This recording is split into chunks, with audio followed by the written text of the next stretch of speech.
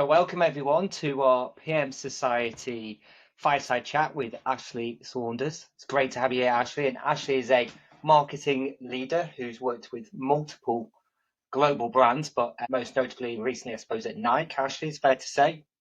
And it's going to be great to talk to you because you have connected. You've really demonstrated how to connect with consumers from a marketing perspective. And Tim and I should introduce Tim and I before we go to Ashley. So we are working in the pharmaceutical industry, and I work in marketing, and our views are our own. So nothing to do with anything to do with our companies. So anyway, Tim and I we're really excited, Ashley. So thank you ever so much. We want to get your perspectives around marketing and some of the challenges that you face, but also maybe some of the latest trends that you're noticing. I think in the pharmaceutical industry, we're very at times blinkered from a marketing perspective and probably quite traditional, if I'm honest. So I'm hoping we can see some real golden nuggets from you that we can look to apply in our industry to sort of elevate our skills and our capabilities. I'll let you introduce yourself properly, if that's okay, in a minute, but I will say I did have a quick look on a proper look on your LinkedIn profile, and you have a career spanning over 2 decades, right? So you've been at the forefront of crafting strategies for a long time, and it's really nice to see that you've worked around fostering communities, and we'll talk about that. You've done a lot from a storytelling perspective, understanding insights and bringing them from your audiences into your strategies, and then embedding those global narratives from that global position down into some of those local markets. And those are definitely some of the challenges we face in our industry. But first and foremost, Ashley, may you tell us and the audience who is Ashley? Yeah, thank you. Thank you so much for having me. And so I'm Ashley Saunders, and I am currently the founder of Palette Comms, a marketing communications agency supporting the English wine industry. I started my career, you're aging me now actually by saying 2 decades, I started my career 2 decades ago in advertising agencies in London. So I spent 7-8 years working across a range of different categories, from automotive with VW, Kellogg's, Diageo, so the alcohol brands, the Guardian Observer. And then after 7 years, I moved in-house with Nike. So I spent 10 years with Nike in global roles, local geo roles and city roles, spanning categories like running and tennis through to kind of more commercial creative roles. I was also the global lead for the Nike app and Nike.com, so worked with the development team on bringing new feature sets to market. After 10 years at Nike, I decided it was time for a change. I was in Oregon for the pandemic and decided it was time to move back to the UK and do something a little bit different. So I took 6 months out and retrained, did some wine qualifications, decided to find my passion in something other than health and wellness. While I was doing that, I started working for a startup, a Pilates company in London, and I really wanted to work with a founder to understand the differences in organizations, having gone from a large matrix organization into a small founder-led startup, getting ready to launch my own business, which I did last year. You're a bit busy, but it sounds fantastic, and it's nice to see your passion from health and wellness going into moving across to wine. Yeah, most people are going back the other way. Exactly. That is brilliant, and I know we're going to dig a bit deeper into that in a moment. And maybe you've touched on this a little bit, Ashley, already, but you've talked through a lot of your professional side of it. What drives you outside of work? I'm curious. I mean, I'm still very active, so health and wellness and being outside and keeping active is really important to me. But I think constantly being challenged and learning new things. So going back to school and doing wine qualifications, and everyone's like, oh, surely that's just drinking. And there is a component of drinking, the blind tasting and testing. But it's fascinating, the storytelling behind wine and the craft. You've got the science behind how it's made. You've got the kind of geographical influences with how things are grown and how that impacts the final product. You've got the communities that are creating the wine and then how they're actually selling that to the final consumer. So I think for me, that idea of community and storytelling in my passions outside of work have translated into my work. And aside from that, I really love traveling and I love food and wine, so it's kind of like brought all of my passions together. Love it when a plan comes together, right? Perfect. Well, that sounds great. And I think I was going to ask you about what do you think we can learn, Tim and I and everyone else in the pharmaceutical industry from your experience on some of these huge global brands and some of these smaller brands. But it's interesting, you've already I think you just touched on it there. There's a lot of similarities, whether it be with the wine and the science behind it through then to the storytelling is very similar to, I think, what Tim and I are going to delve into shortly. But maybe, Tim, I'll let you kick off. Yeah, thanks, Mark, and great to meet you, Ashley. Thank you for joining us today. And already, right now, you've cleared up two things for me. One, you have a passion for learning, which is great because I have that same passion, a learning professional for one more decade than you. So yeah, been doing that for quite a while. And the other thing that you've cleared up for me as well is how to pronounce the name of that company. Is it Nike? Is it Nike? And you said Nike, so I'm assuming that is the right pronunciation for Nike. It is, yeah. Although a lot of people still say Nike, and even if I say Nike, they're like Nike, and I'm like, it's fine. So it's Nike. That's good to know. But as Mark kind of touched on, the industry that we work in is incredibly data driven. I think we've probably got more data regarding our products and our customers than I think, and patients or whatever in healthcare than we know actually what to do with. And of course, we're always in search of the insights that come from that mass of data. Could you I'm curious to understand how an organization like Nike and maybe some other companies that you've worked within, how you take that probably massive data that you have as well and create really powerful insights that help the commercial endeavors of those sorts of companies, if that makes sense. Yeah, it does. And I think it's an interesting one because I think when you scratch beneath the surface of these big companies, you think they have everything kind of all figured out. And actually, a lot of it was very manual. So if you take the workings of Nike, you've got Nike.com, you've got the various Nike apps, you've got a Nike shopping app, you've got the Nike running app, you've got the training app. And each of those are holding data, but they weren't necessarily talking together. So we didn't have one centralized space where you could see a full overview of a consumer's profile. So you're having to manually work with different development teams to pull these together, which became unsustainable to have personalization at scale, which is what we were really working towards. So at various points, you would just have to pick certain information and work on that basis. But I think what Nike did really well was that balance of quantitative data and qualitative and bring those together. So whilst you're looking at shopping behavior or behavior through the apps, you're also looking at what's happening in the real world and connecting that back in and not losing sight of it. So a lot of the information that was pulled from the data that we had was then tested in real world scenarios. So testing product on athlete, seeding product into communities, seeing how it was received, and blending the kind of the data-driven insights with positive consumer sentiment or feedback to adapt and kind of change the work that we were doing.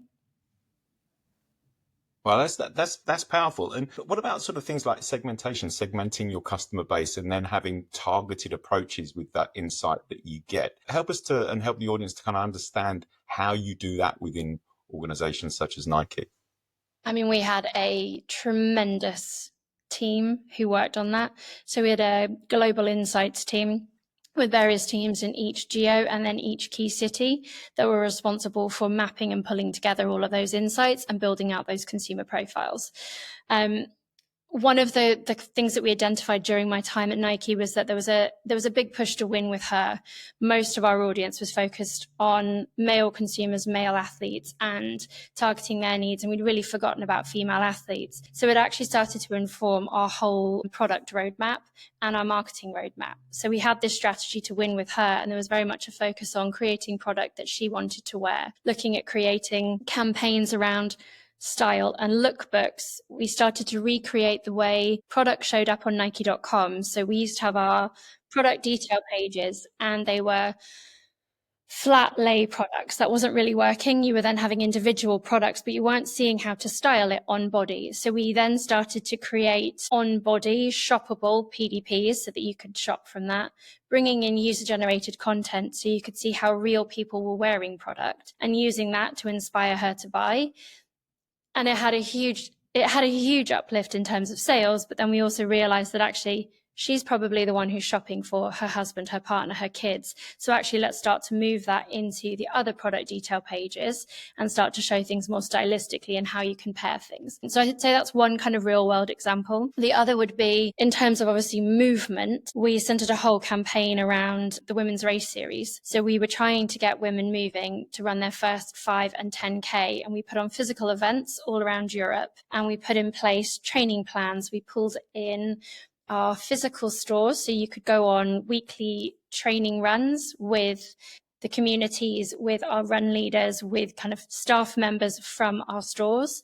But then it was also tied into our training programs through the training app.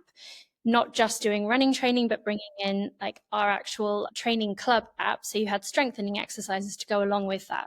So it started to pull in the whole ecosystem. And then secondarily to that, we were recommending product based on the type of running that you were doing, how far you wanted to go, whether you pronated, that kind of thing. So actually in that sense, product came in as like the later part of the storytelling, but we started to move all of our activations towards winning with her.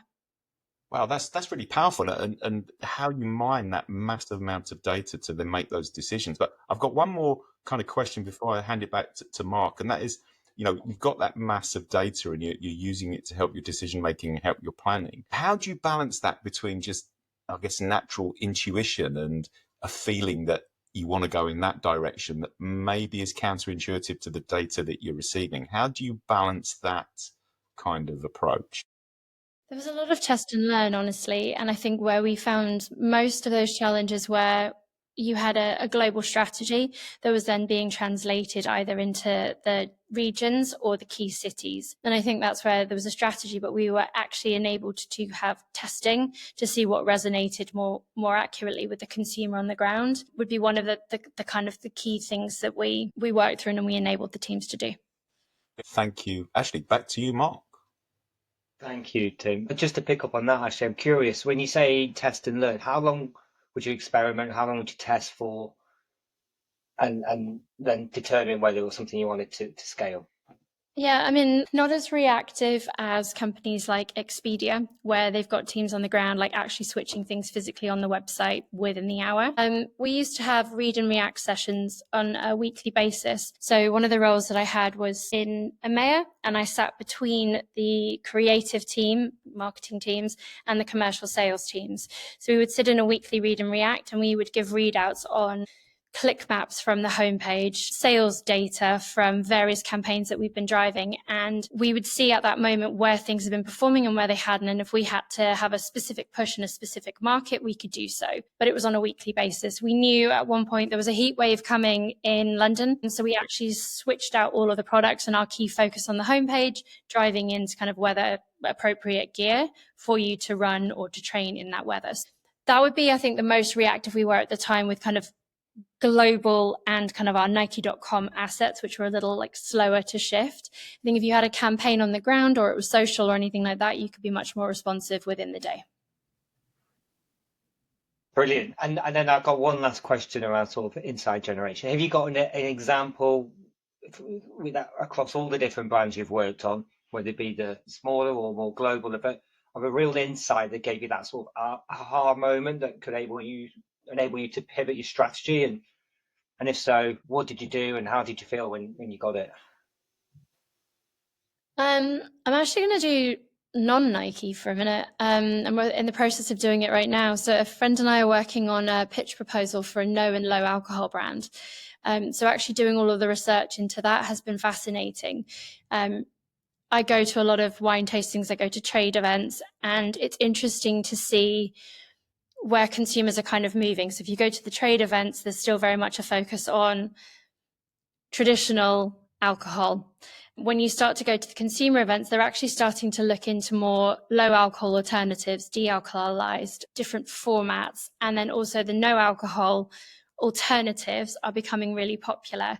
And I think for me, actually just starting to understand those shifts in consumer trends and the fact that you're hearing about it, and I'm not necessarily seeing it within the trade, but when I go to consumer events, actually seeing that that's translating into what people are wanting to try. The busiest areas when you're physically at those events, people tasting them, people taking information away, people starting to talk about it. There's actually a lot of buzz around it. And it's obviously being driven by a younger demographics attitude towards drinking, health concerns. But then when you also start to look at the older demographics who want to have alcohol, they're actually starting to look at it from a premium category point of view. So some of the brands that are there at the moment haven't quite made it in terms of that quality level of, if you're used to drinking Spanish Rioja and you want something of that quality level, you're not going to get it. So actually starting to work with brands to develop something at that level to serve those consumer needs. So I think that's been quite eye-opening in terms of actually seeing consumers driving this demand and producers now having to work towards it. And the company that we're working with at the moment are working with big names to find these alternative solutions that they don't want to associate with their premium brand because they don't want to detract from those sales, but they're happy to sell them off under another brand name and white label to start adapting and addressing that market need. Fascinating. Let's see what comes along. Thanks, Ashley.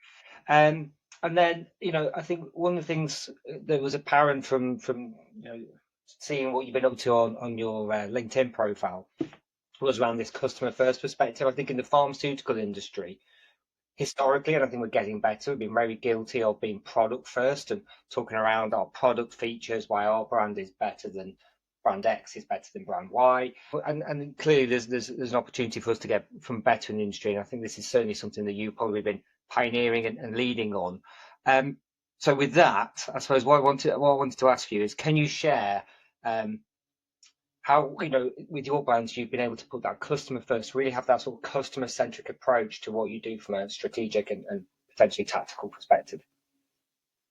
Yeah, I mean, I think it's really important not just to kind of pay lip service to what you're hearing in the market. I think we used to be guilty of having one-way conversations and just expecting people to respond to that. But I think it's really important to actually listen to what consumers are saying. I think the example I gave earlier about the kind of winning with her and understanding the way women were shopping was really important because we were able to adapt the way that we were servicing their needs. And I think actually going out and listening to consumers and actually adapting the way that you deliver your messages to them is really important. Another example connected to that styling piece, I guess if you look at sizing during the pandemic, physical stores were closed. People were still buying product. They were still working out at home. Nike adapted the strategy of making sure that actually we gave access to people that maybe weren't able to get out of their apartments or their houses. We put live streaming training programs on so you could do workouts from your home. Connected to that, we knew people needed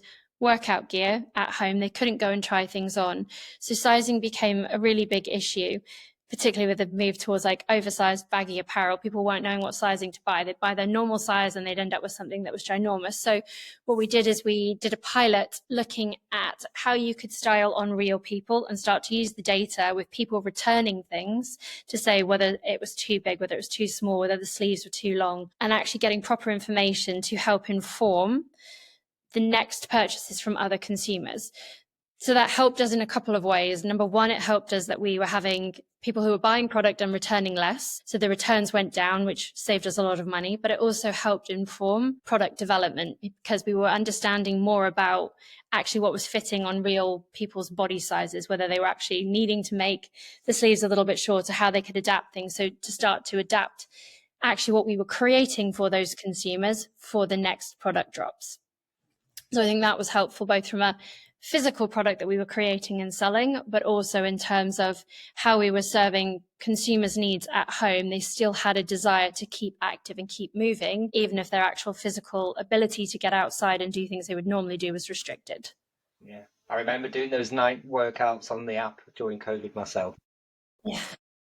And then, as I touched on earlier, I think we're getting better in industry for moving away from being less product focused to more solution focused. But when you look at it from a brand perspective, really what you're trying to do is then build experiences. And now in today's world, it's building on from like the experiences, say, that Starbucks have done to differentiate them, to how we build communities. And I think this is something Nike has done very well, and we can learn a lot from it in the industry. We have communities, whether it's key opinion leaders, whether it's healthcare professionals, or it could even be patients and carers. I'm really keen to understand how have you built those communities, and you may not have a good grasp on the pharmaceutical industry, but any thoughts on how in industry, any sort of top tips or fundamentals that we can take to build those communities ourselves? As I say, you've got to have your key opinion leaders, which may be athletes. You've got to have the consumer, which may be our normal healthcare professional, and then we can't forget our patients and carers for some of our brands as well. Yeah, so I think probably Nike Running is the best example of that. And there's a couple of different ways of looking at it. Obviously, we've got our kind of elite athletes that we are working with to get insights on their needs. So how they're performing for their job and the products that are going to help them enable that. So obviously they're at our world headquarters training with us, talking to the product development teams, doing product tests on the tracks around and working with the teams on refining the product that's right for them. And then obviously using it and physically testing it when they're out doing the marathons, when they're out training to actually test the product. But then I think if you look at other kind of key opinion leaders, whether that's run club leaders, whether it's ambassadors within the community or the kind of the physical communities they lead, it's about getting them on board and educating them on the product benefits, why it's useful for them and why they should be embracing it. I think we did a really good job a few years ago with those run clubs. So we were working with them, we were seeding them product, we were going and doing run coaching with them. So we were taking product for them to test, and it wasn't necessarily the model that we wanted to sell that season. We would take a range of different products so that they could actually use them, test them out, and give us feedback on the ground on what works for them and what didn't. So you're looking at a range of levels here, from like elite athlete that's their job, through to an everyday runner who just wants to go out and keep fit during the week, or because it's their community. I think it was incredibly important to do that because you're obviously embedding yourself in a natural community. You're listening to feedback on the ground, you're getting their advice, but you've got people who are recommending your product because they truly believe in it. Yes, okay, there is money changing hands and there's investment being made into your community, but they're not recommending a product just because they're being paid to do it. They truly believe in it and they are wearing that product. And I think you start to see that particularly with the run communities when they are going around Europe, they are going to different race events, they're showing up, they have a strong community between all of the different like key cities, and you see the footwear or the apparel that they are wearing when they're training, when they're actually doing the race. And I think that actually starts to reinforce what you're doing with the community because they believe in it and they are using it themselves. They're not just encouraging other people to do that. So I think that's something that we did really well, particularly from a running point of view. And obviously we do that with a lot of other communities as well, but that was just one that I was involved in leading. And I know we're probably not at that stage yet, but the thing that I found really interesting actually is that the whole notion of storytelling, because you've mentioned it several times already in what you've been talking, they're really interesting in that the storytelling around, what people are actually, why they're wearing the product kind of thing. And our industry is a very, very feature-led industry, I guess.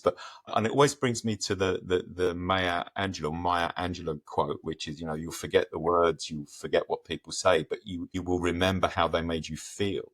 And I think that's a kind of a key thing, I think, with the whole notion around storytelling, because it's really powerful. We talk about it a lot in our industry, but I don't think we're that good at it because we're very feature driven. What's your point of view and your experiences around how you really amplify that notion of storytelling so people just feel good about what they're wearing and what they're doing? It's so interesting that you even just said the word feel. Like in all of our Nike strategy decks, we have a slide which is a feel and a do. So you have a component in there of what you want the consumer to feel and then what the action off the back of that is going to be. And it might be to buy a product, it might be to go for a run, it might be just to feel good about something.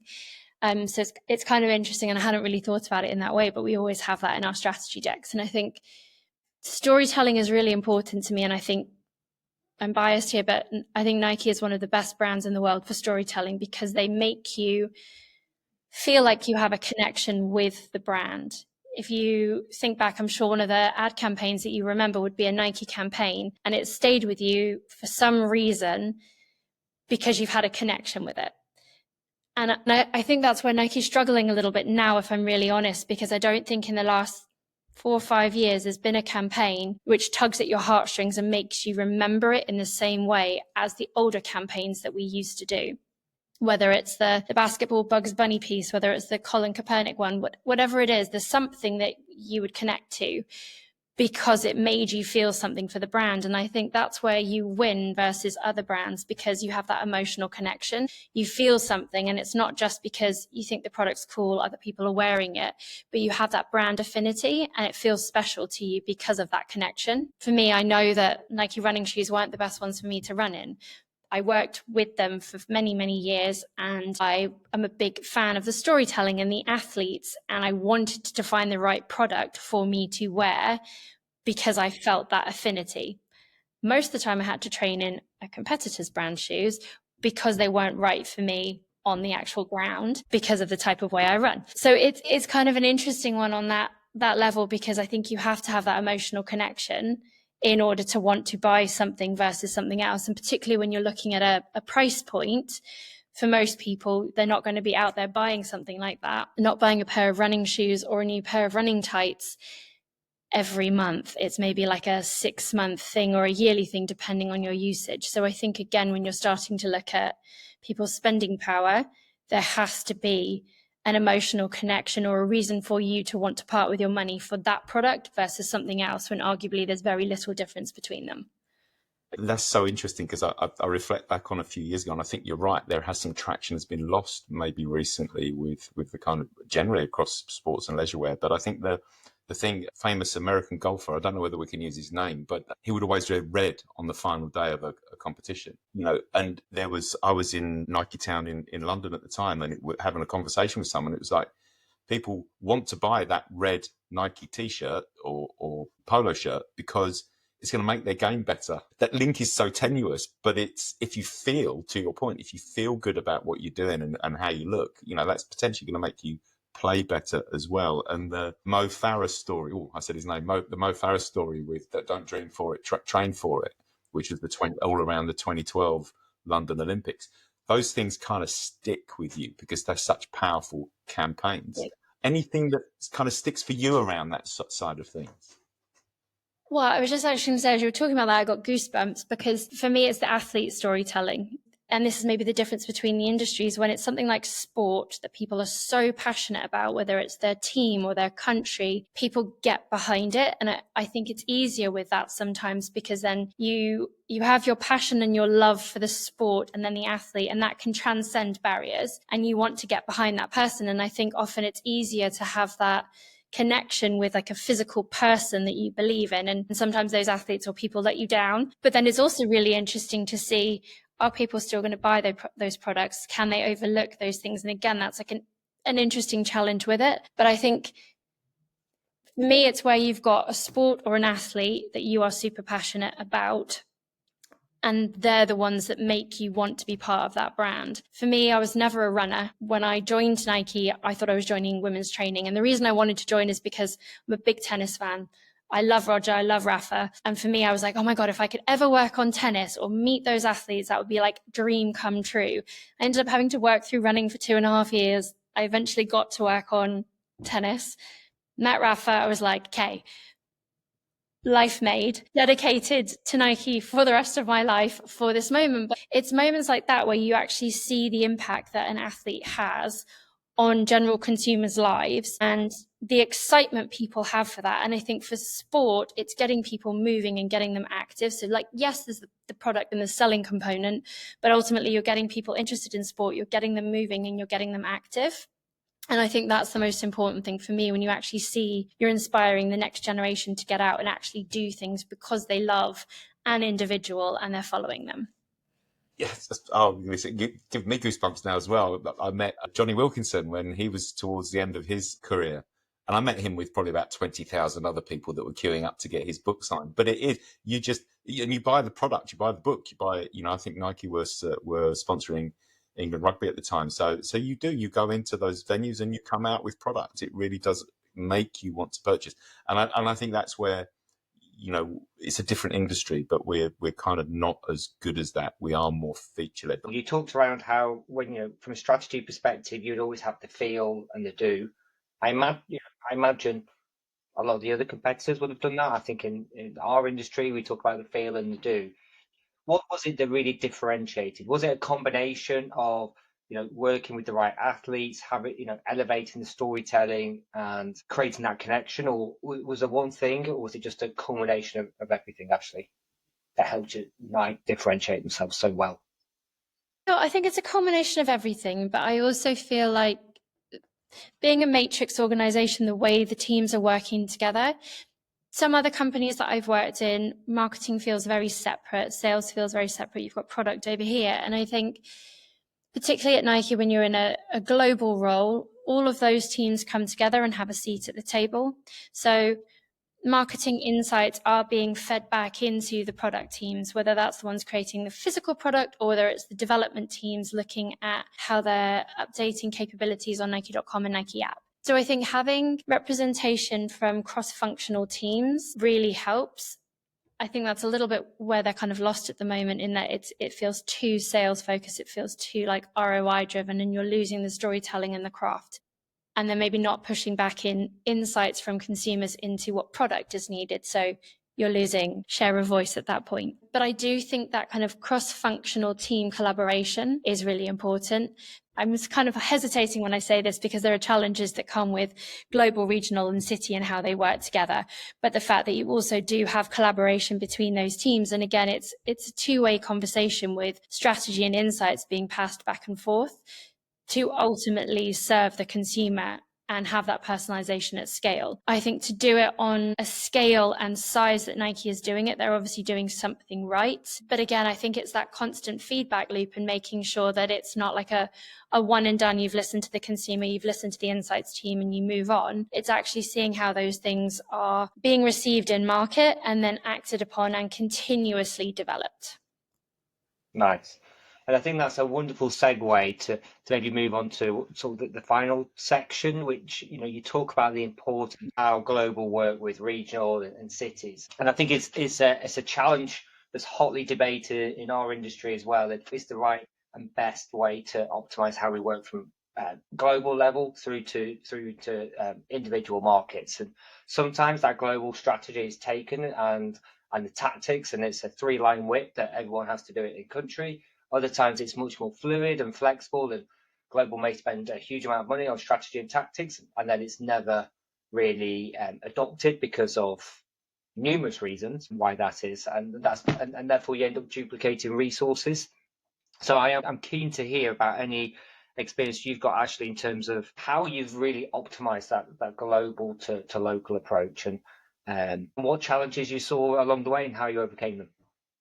Yeah, I mean, it's definitely an interesting challenge, and I've sat in a global role, a regional geo role, and also a city role. So I've had experience on all sides and had frustrations on each of those. I think it's a really interesting one in terms of trying to balance the creative storytelling and the commercial reality, because obviously there are budgets at play. In an ideal world, you could serve content to each market and have that come from global and it be a centralized piece and it be rolled out and it work. But that's not the reality, particularly when you look at like nuances in market in terms of language or consumer preference. So the best example I can give for that is Nike Lookbook, which was effectively looking at our product ethos and our styling ethos and how we bring that to life for consumers. So it was used very much to start with as an internal tool whereby we would work with our partners, with our own doors, our digital and our physical presence to look at what their buys were going to be to inspire them.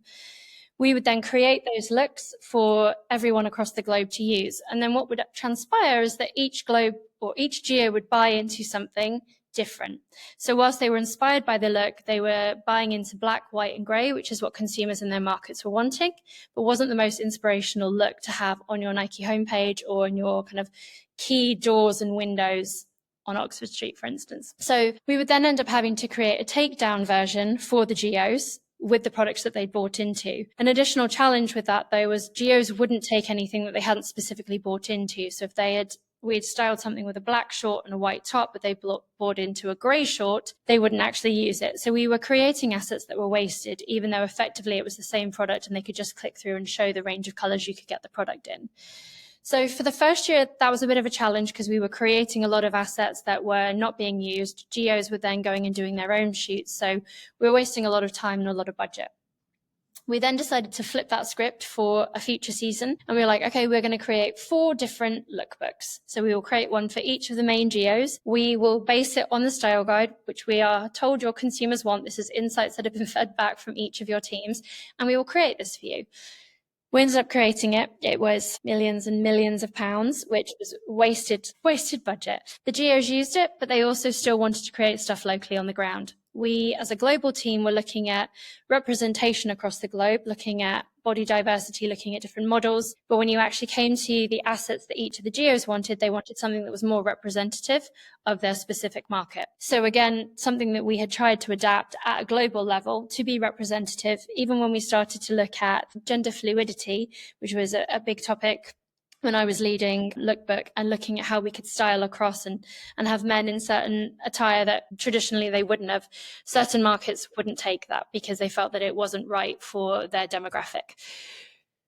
So that was a challenge, and we'd spent 4 times as much on the budget, 4 different lookbooks, a lot of extra work from the teams, and it still wasn't used. So we then decided we would create a style ethos that we would then use as our kind of key assets that could be used across those main touch points, and then give the budget to the GOs to create those assets. The problem being there is obviously the budget had been cut up into such small amounts, they actually weren't able to create the range of assets that they needed to go across their own and their partner doors and digital presence. So again, it ended up being a much more scaled back version of the lookbook, which then felt like a normal kind of campaign. So I think ultimately the learning from that is it's incredibly difficult when you're trying to consolidate buys and things like that across the markets. But ultimately, even with the insights from the key cities, from the key countries, you still aren't able to have something that is serving each of their needs if it's not done locally. But again, you're having to look at the scale of what you can do it. Wow, it sounds like you had to do a lot of back and forth, changing and spending lots of money. You've clearly sat in all of those chairs, Ashley, whether it be global level, regional level, city level. Is there any, if you were in either of those chairs, or maybe even overarching, what would be your top tip to yourself when it comes from trying to take that global strategy to implementation? That it's not going to run as smoothly as you think it is. Honestly, even when we had each of the key players from Geo and City sitting in those conversations, it still felt like a political power play because often you're being told what you wanted to hear rather than what the reality was. So I think for me, it's building a network and relationships with those partners where you feel that you can have the honest conversation and really be clear on what you're doing. Because ultimately, at the end of the day, you're all trying to serve the same consumer.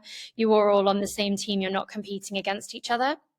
So it's how do you maximize the budget? How do you deliver against what the brief is and not compete against each other? And obviously there are different targets and different priorities from different teams, which doesn't always make that possible. But I think it's that kind of honest collaboration to try and deliver against what you're being tasked to do. I think wherever organisation, and it's the holy grail, right? But it's a huge ask. It's a huge ask. And it's also challenging, I think, if you've sat in those local roles and then you move into a global role, because then everyone's like, well, you should be delivering against this. You know what it's like. And I'm like, I do know what it's like from each side here. And I think we need to understand each other's perspectives because everyone is ultimately trying to deliver against a similar objective. Yeah. And that tension, I think, so I was just going to say, Mark, that tension is really interesting, isn't it? Because the competition is actually outside of the buildings you work in. You know, it's not internal, but you do get that tension sometimes when you feel almost internally competitive, whereas you should be fighting against other brands, other companies, because the competition is not in your own building. Yeah. And I think that's one of the things I found most challenging, honestly. You'd be working on a brief and you'd find out another team is working on it. And rather than collaborating, they then wanted to compete with you. And I think that's probably the nature of working in the sports industry. Rather than it being like team sports, it was very much like individual sports and competing against each other to the death to see who wins. So like that for me was where we lost as a company, because there was actually a lot more strength in us collaborating and delivering a cohesive campaign against our competition rather than ourselves, but it's kind of the nature of the beast. Exactly. And that was obviously a few years ago. And I hate myself for asking this, so apologies in advance. But in hindsight, now we have this generative AI. Do you see, would that help in those situations? And where, first question, in terms of, the style guides and the lookbooks, could that help? And how do you see generative AI? How do we maximize generative AI from a marketing perspective, or how do you feel we maximize it, if at all? I think it's an interesting one, because I think when you start to look at how people are using it and the information that people are giving it, it's obviously taking on more human characteristics and kind of more understanding. I think if you start to look at copywriting in particular, if you can start to feed in information on tone or past copy or things that have been done, I think it can churn out some pretty decent work. I think it still takes away the true human nuance, and particularly when you start to look at translations across markets and things like that and how things are interpreted, you lose out on that. I think as a resource for humans to use, it's helpful to look at different perspectives. It does make me a little bit nervous about replacing certain functions, though.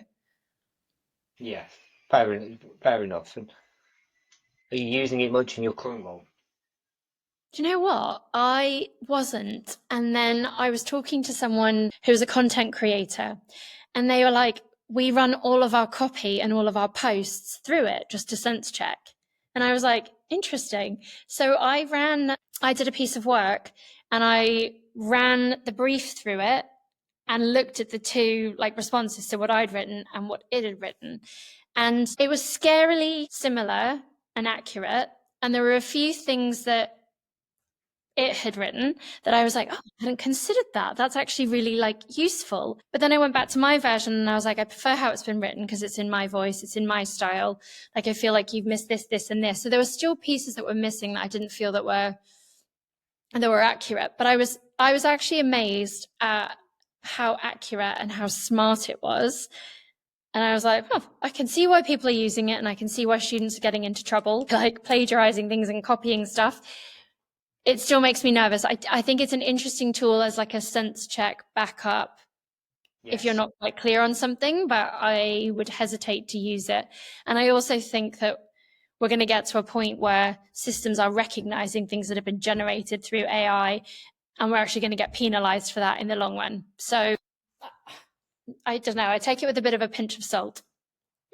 Based on the conversation we've had, what would you say are the key take-homes? So it's 2, 3, 4 key take-homes. I would say don't underestimate listening to consumers. So I think the data and insights are really important, but I think you do need to listen to real people and apply that to what you're doing. I think people are quite smart and they don't want to have people kind of telling them things that aren't accurate. So I think honesty and transparency is key, particularly with the health and wellness industry where it's personal to you. And I think that you need to be able to believe in the people that are telling you something. So I think honesty and transparency that actually talks to you and you can connect with is important rather than always pulling on like the heartstrings. I think the personalization piece and personalization at scale is quite tough because once you start to personalize at scale, you lose that personal component. But I do think that's where the power of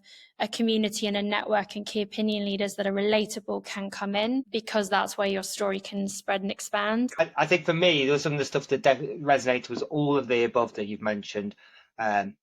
The cross-functional team unification is so important, working in these matrix teams and linking back into the sort of, whether it be in a country level, across medical, commercial, market access, build teams, or even at a global to local level.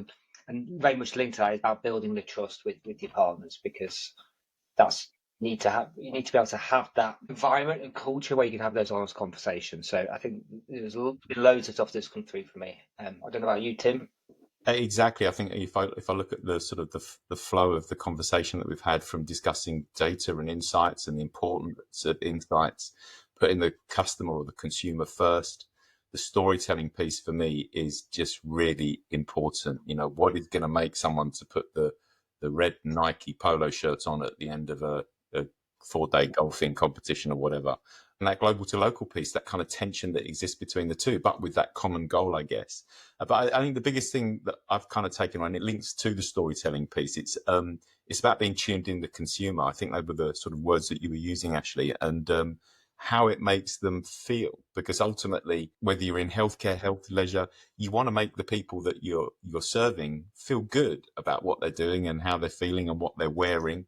And I think that's critical if you're marketing any particular product. I think what I'd like to do actually is kind of leave the last word to you. Any sort of final nugget of wisdom that you could share with our listeners and viewers that they can take away from the time that we've spent together today? Honestly, I think it's going beyond the kind of functional benefits of the product or service that you're selling and having that emotional connection, because I think that's what people connect with and buy into. And that's the differentiator, I think, in terms of you versus your competition and why someone would choose your product or service over someone else. Excellent. That's a brilliant thing to finish on, I think. And Ashley, thank you so much for spending time with us today. It's been really insightful, really interesting. I hope everybody who's listened has taken something from today. I've certainly, like Marcus said, taken a huge amount. So thank you so much. This has been an Ashley, Janice, Mark, Tim and Dan production on behalf of the PM Society.